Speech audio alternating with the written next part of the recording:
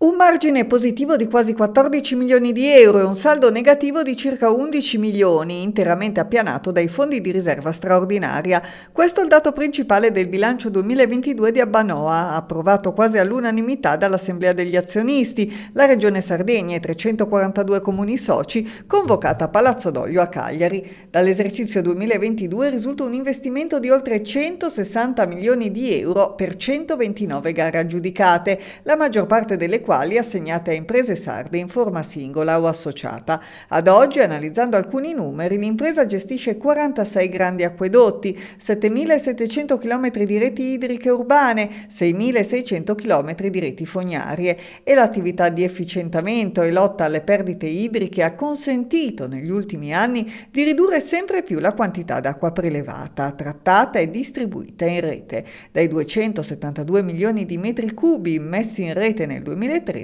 si è passati a 227 milioni nel 2021. Ma ci sono anche voci dissonanti, a partire dai sindaci della Comunità Montana del Nuorese e dell'Unione dei Comuni della Barbagia, che hanno disertato l'Assemblea e che in una lettera firmata dal presidente dell'Unione dei Comuni della Barbagia, Paolo Ledda, e da quello della Comunità Montana del Nuorese, Marzio Ziranu, denunciano le forti criticità della rete idrica sul territorio, dalle adduttrici principali di Sastancas e di quella che serve Nuoro e Mamoiada, ormai logore, peraltro costruiti in cemento amianto e soggette a continue rotture, alle reti di distribuzione urbana perennemente danneggiate, con diversi punti di rottura e conseguente perdita d'acqua in inverno come in estate. I sindaci lamentano abbandono da parte di Abbanoa, nonostante gli incontri e le promesse fatte anche con la mediazione di Egas. Cercheremo un modo, denunciano i sindaci del Nuorese, per abbandonare presto questa gestione elefantiaca e dannosa proprio per comunità